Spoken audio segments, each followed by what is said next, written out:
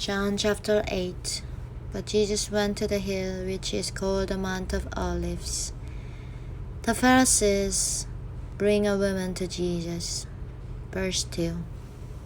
Early the next morning, Jesus returned to the temple in Jerusalem. All the people came to him. He sat down and he began to teach them.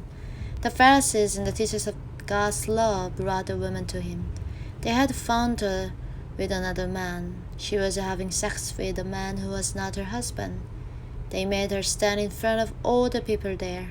They said to Jesus, "Teacher, we found this woman.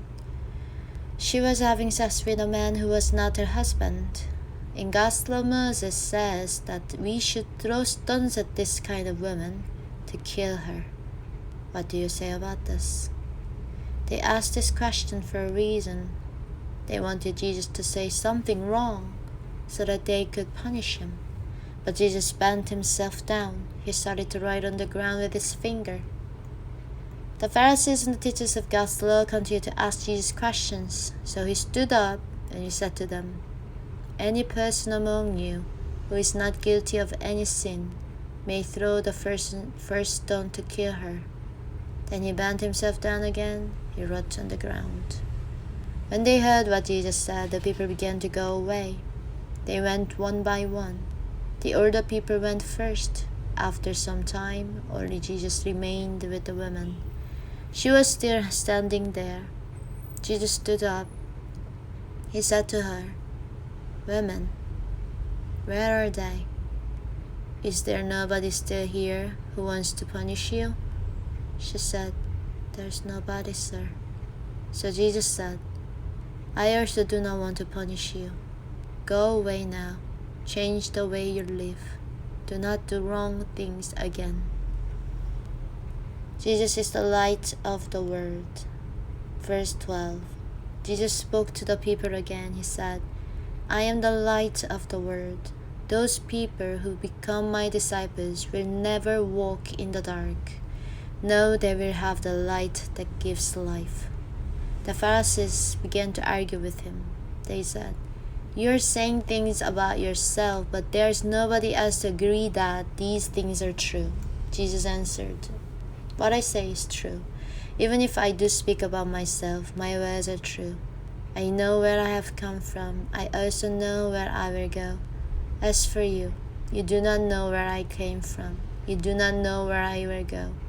You judge in the way that people think. I do not judge anyone. But if I did judge anyone, I would decide correctly what is right. That is because I am not alone. The Father has sent me, and He is with me. Your own law says there must be two people to agree that something is true. I speak what is true about myself. The Father who sent me also speaks what is true about me." Then they asked him, "So where is your Father?" Jesus answered, "You do not know either me or my Father. If you really knew me, you would also know my Father." Jesus said all these words while he taught in the yard of the temple. He was near the place where they kept the gifts of money, but nobody took hold of him because it was not the right time for that yet. Jesus says that he comes from above. Verse 21. Jesus said to them again, "I will go away and you will look for me. But even when you die, God will still not have forgiven your sins. You cannot go where I will go." So the Jewish leaders said to each other, "Perhaps he means that he will kill himself. He says, 'You cannot go where I will go.' Perhaps that is why he says this." Jesus answered, "You belong to the things down here in the world, but I have come from above. You belong to this world, but I do not belong to this world. I told you that when you die, God will not have forgiven you. You must believe that I am who I am.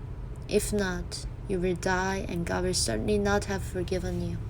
Then the Jewish leaders asked Jesus, "So who are you?" He answered, "I have told you who I am from the beginning. I have many things I could say about you. I could show that you have done many wrong things. But the one who sent me speaks to me. I tell people only what I have heard him say to me. What he says is true." They didn't understand that he was speaking to them about his Father. So Jesus said to them, You will lift up the Son of Man on a cross. Then you will know that I am who I am, and you will know that I do nothing by myself. Say only what the Father has taught me to say. He who sent me is with me. I always do the things that make him happy, so he has never gone away and left me all alone. Many people who heard Jesus say these things believed in him. The truth about God will make you free. Verse 31. Then Jesus said to the Jews who now believed in him, Continue to obey the words that I have spoken to you. If you do that, you're really my disciples. Then you will know that what is true, and that will make you free. They answered him, We are the sons of Abraham. We have never been anyone's slaves, but you say that we will become free? What do you mean? Jesus answered them, I tell you this, everyone who does wrong things is a slave to sin. A slave does not belong to a family forever, but the son does belong to a family forever. So if the son makes you free, you will really be free. I know that you belong to Abraham's family, but you are looking for a way to kill me. That is because you have no place in yourselves for my words. I speak about the things that my Father has shown me. You do the things that you have heard from your father. They answered, Abraham is our father. Jesus replied, If you really belong to Abraham's family, you would do the same kind of things that Abraham did. I have told you the true message that I have heard from God, but you want to kill me. Abraham did not do anything like that. You do the same things that your own father does. They said to Jesus, God himself is our only Father, and we are his proper sons. Jesus said to them, If God was your father, you will love me. I came from God, and now I am here with you. I did not come on my own behalf, but God sent me. Why do you not understand what I say? It is because you cannot really accept my message. You belong to your father, the devil. You want to do the things that he wants. From the beginning, he has been someone who murders people. He refuses to accept the truth because there is nothing true in him. When he tells lies, he is showing what he is really like. He always tells lies. He is the father of all lies. As for me, I tell you what is true, and that is why you do not believe me. None of you can show that I have done anything wrong. You should believe me because I'm telling you God's true message. Someone who belongs to God accepts God's message, but you do not belong to God. That is why you do not accept his message. The Jews answered him, What we say about you is right. You are from Samaria, and you have a demon in you. Jesus replied, There is no demon in me. I want people to know how great my Father is, but you want people to think bad things about me. I myself do not want people to praise me, but there is someone who wants people to praise me. He is the one who decides if I am right. I tell you this, anyone who obeys my words will never die. The Jews said, Now we know that a demon lives in you. Abraham and all the prophets died. But you say, anyone who obeys my words will never know death. You cannot be greater than our father Abraham, and he died. You cannot be greater than the prophets. They all died. Who do you think that you are? Jesus replied, If I myself want people to praise me, they will be worth nothing. But it is my Father who wants that. And you say that he is your God. You have never known him, but I know him. I might say I do not know him, but then I would be telling a lie. So I would be like you. But I do know him, and I obey his words.